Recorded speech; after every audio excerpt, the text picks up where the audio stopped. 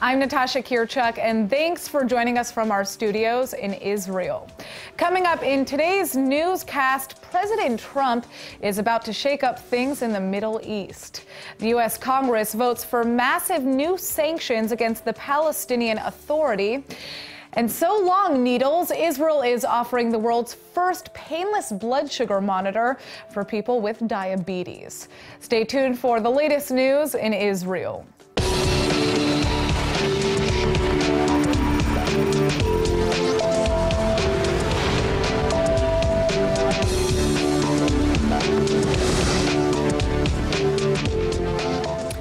President Trump is set to shock the world and unwind decades of American policy by recognizing Jerusalem as Israel's capital. Trump has also called Palestinian leaders to inform them that the U.S. does plan to move the embassy to Jerusalem as well, though word is no timeline has officially been given. On the embassy, has the president made up his mind about this, or is this decision still in flux a bit?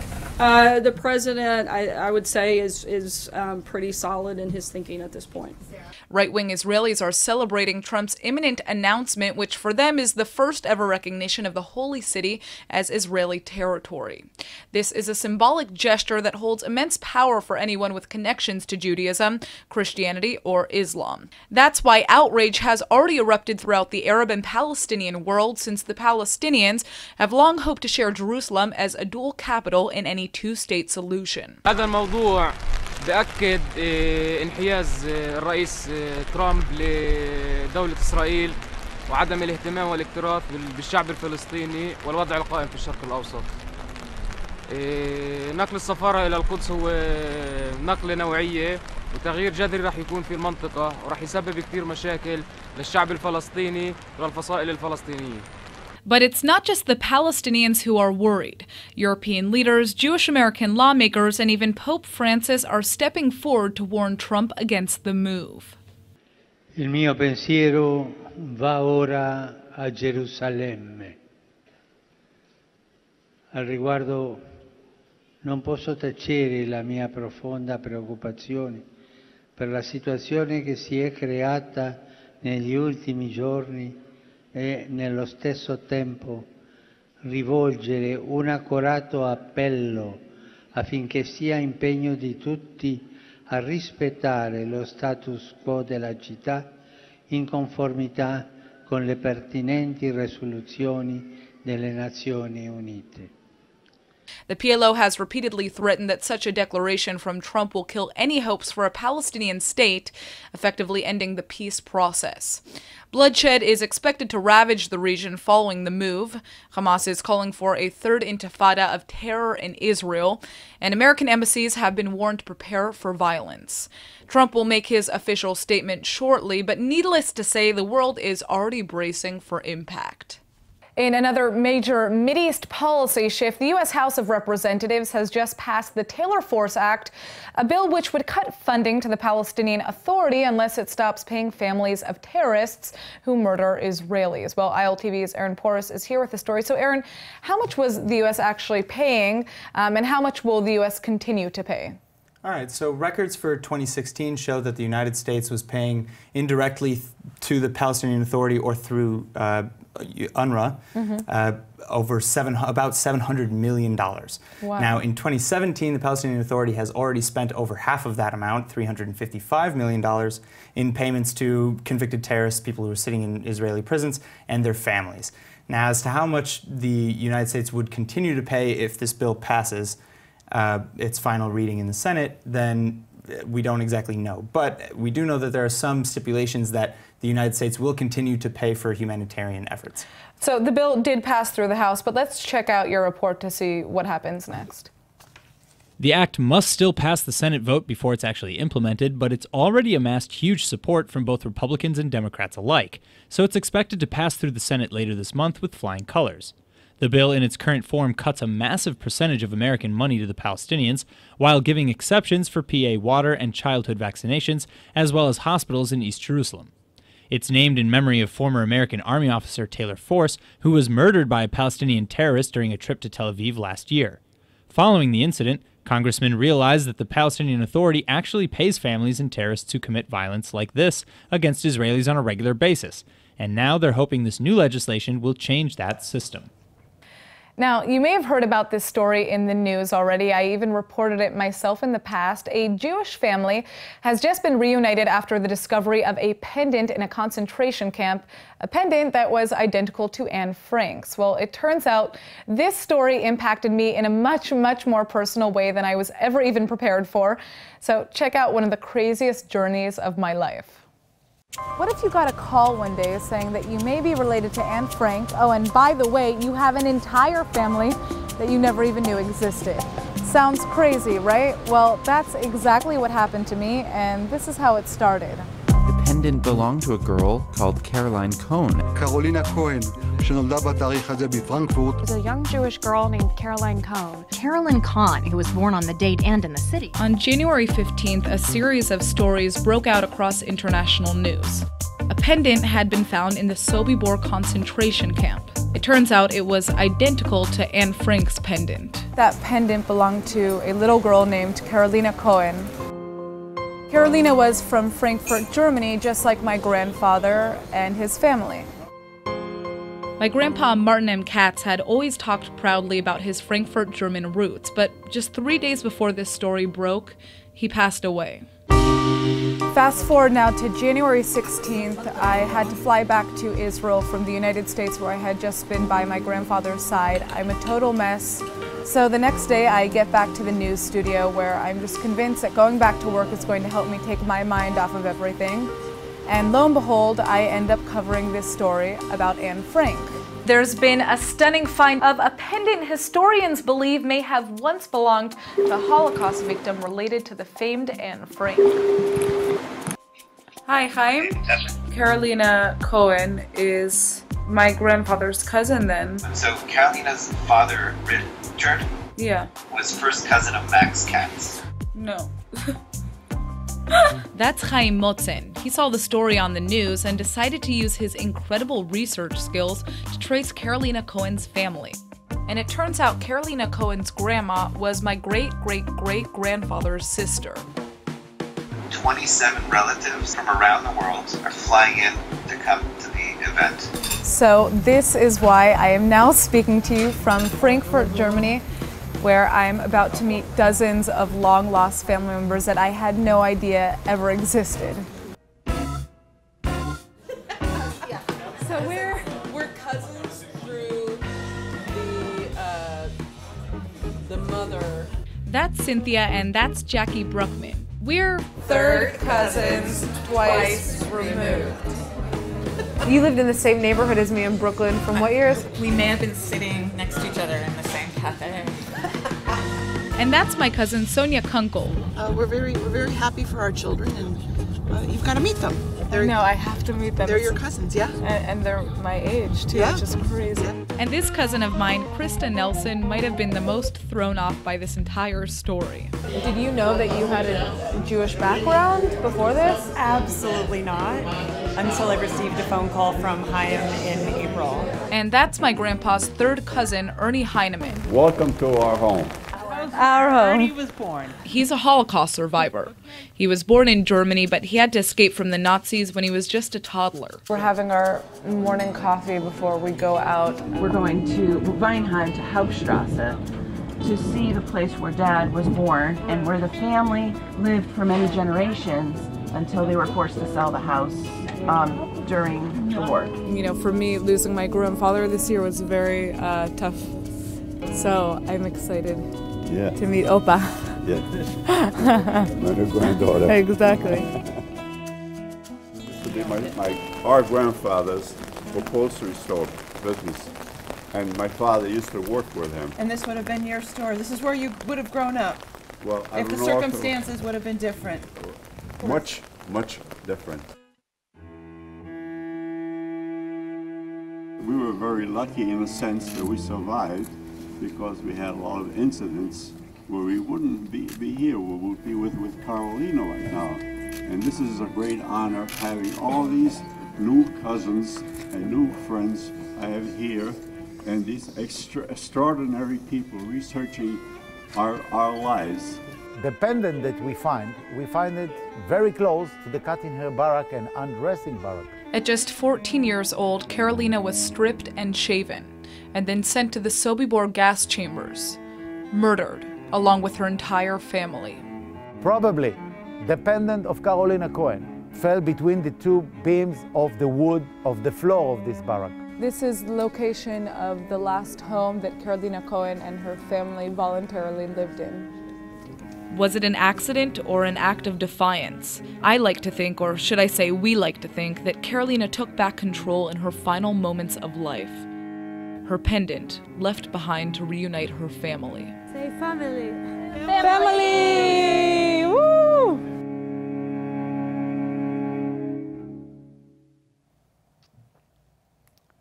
Well, just so you all know, in the end, archaeologists don't really believe that our family is related to Anne Frank. It turns out 8 pendants have been found that are identical to her pendant, and they may have been given out by the Frankfurt Jewish community to babies that were born in 1929 and 1930. Either way, though, the tragedy of Anne Frank is part of the reason I was able to reconnect with my family, and I feel so blessed.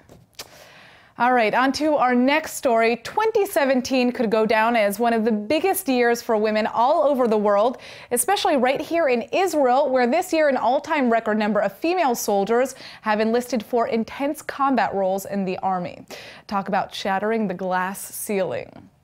Let me put this into perspective. Just 5 years ago, only a little over 500 women enlisted for combat positions in the Israeli army.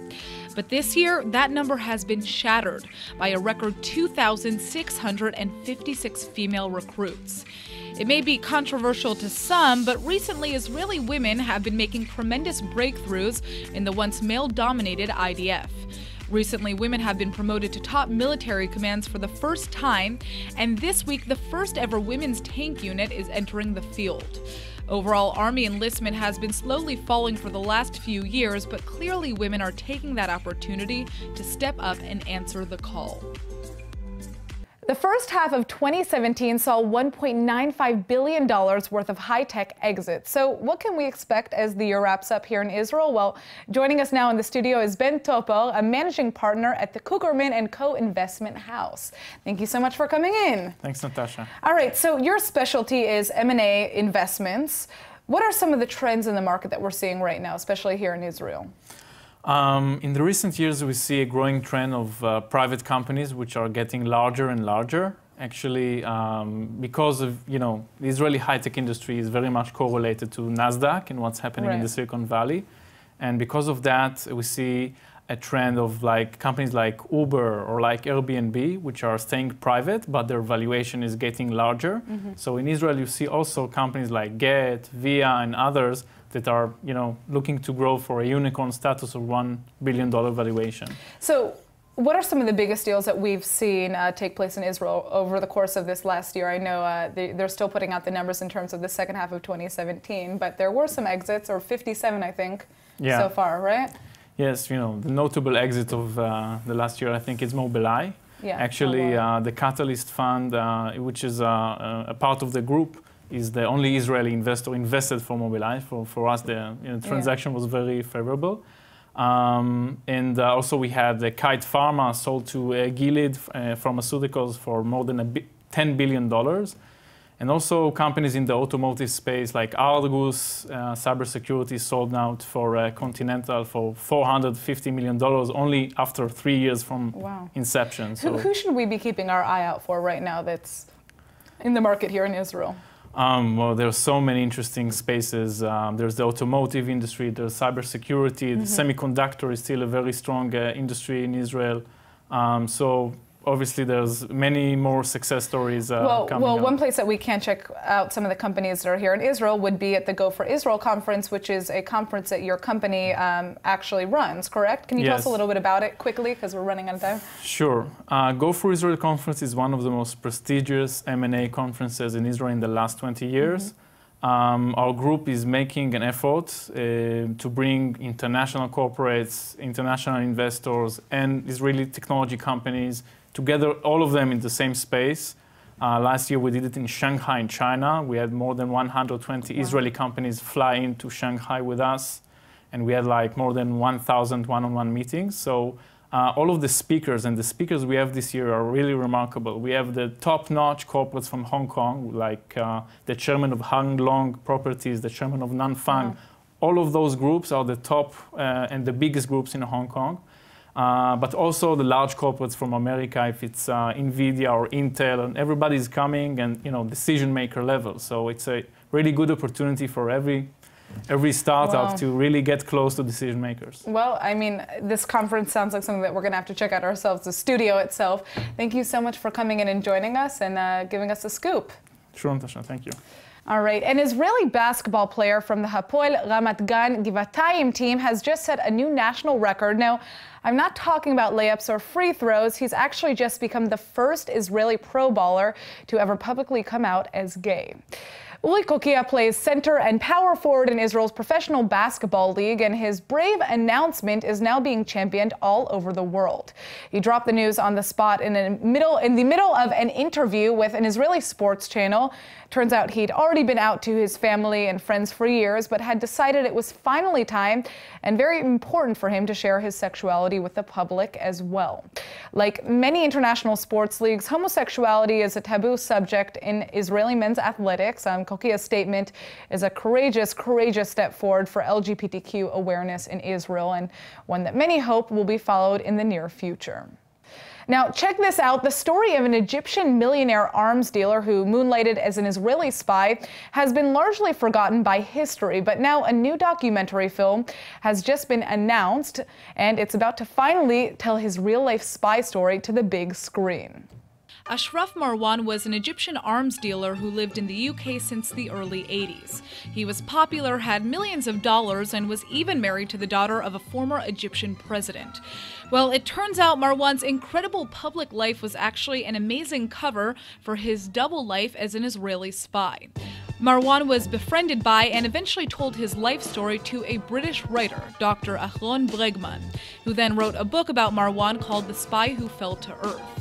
That book will now be the basis for a new documentary being produced in the UK by Salon Pictures, the creators of hit films like Churchill and McQueen, bringing Marwan's life and strange death to a whole new light. Marwan fell to his death after tumbling from his fifth-story apartment window in 2007, but whether he fell out or was actually pushed out still remains a mystery to this day.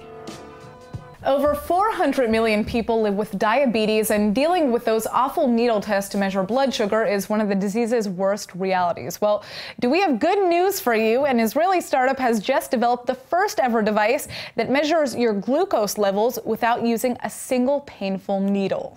Sinoga is engaged in ongoing clinical research to improve device accuracy and to investigate new relationships between tissue color pigmentation and readings such as carbon dioxide, oxygen, pH, hemoglobin, cholesterol, and so on. It may sound too good to be true, but just see it to believe it. This device, called the Tensor Tip, is the first ever of its kind because it measures blood sugar levels in a completely non-invasive way. That means no needles, no blood, no ouch. You just stick in your finger and pre-calibrated camera system does the rest. Israel's Sinoga startup company has spent years perfecting this amazing technology, which compares current bio levels to your base levels and even tracks changes long-term over the cloud. 415 million people suffer from diabetes all over the world, putting the disease on track to becoming the worst epidemic in history. This painless blood sugar test is a critical breakthrough, not just because it's non-invasive, but because it's actually incredibly accurate as well. With final FDA approval tests set for next year, hopefully it won't be long before it's finally on the market. The global games industry is worth more than $43 billion, and an estimated 180 Israeli companies are believed to account for between 1.5 to 2 billion of that. Pretty cool for such a small country, right? Well, joining us now is Ole Mani, a game designer, and Yevgeny Blinov, a game developer, to tell us about their latest creation. Thank you guys for coming in. Thank you very much. All right, so I understand you guys have created a new game. Tell us a little bit about it. Yeah, it's like in the first stages of development. Here you can see a proxy of mounts you would be able to ride the like mounts from another planet. This is a proxy. The mounts will be looking more alien, and they'll have like special abilities, special powers. Interesting. So the game is kind of it's a mix. What can we compare this to? Well, it's a mix of Unreal Tournament and Halo, maybe Half-Life 2, a little bit of Star Wars. Interesting. All right. So there are a lot of people who love these types of games. I can't say that I've played them that much, so I don't really know the ins and outs of it. But you guys are still developing the game, right? So it's not on the market yet, from what I understand. Yeah, we're currently working on it. Okay. Okay. Cool. When do you think it's going to be ready? The demo is going to be ready in 1 year, maybe 1.5 years. You'll also have like special powers. It's like magic. It's like futuristic magic. Okay. And it's actually nanobots, which do like micro explosions and pick up stuff and toss them away. And so it's like a futuristic magic. That's it. Very cool. Well, I mean, you know, you're just one company and one example of people who are leading, you know, in the gaming industry here in Israel. Is this the first game that you've developed, or do you have more coming down the line? This is the first one. Yeah. This is the first one. Yeah, we hope for the best. Good job for you guys. Thank you. All right, well, I'm excited to see where this goes, and I hope that you guys have a lot of success. The graphics look really unique and cool.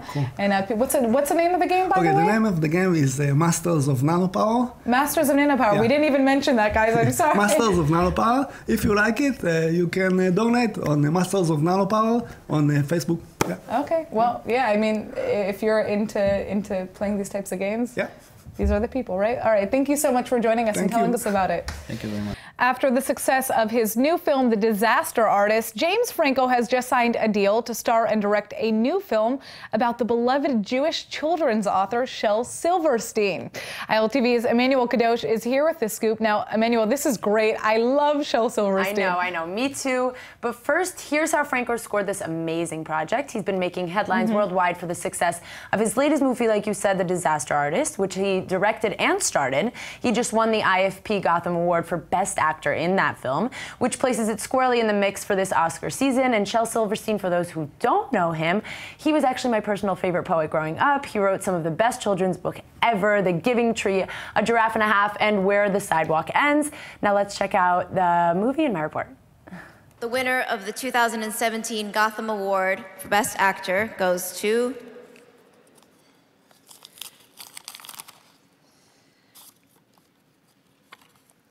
James Franco, The Disaster Artist. After taking home the Best Actor trophy at this year's Gotham Awards, Jewish artist James Franco is gathering raves for his latest film, The Disaster Artist, which might even score him an Oscar this year for directing. The Disaster Artist's success has just nabbed Franco an amazing new project. Franco is now set to direct and star in a film focusing on Jewish children's book author and poet Shel Silverstein. Silverstein is known mainly for his iconic children's poetry books, which millions of kids grew up reading all over the world.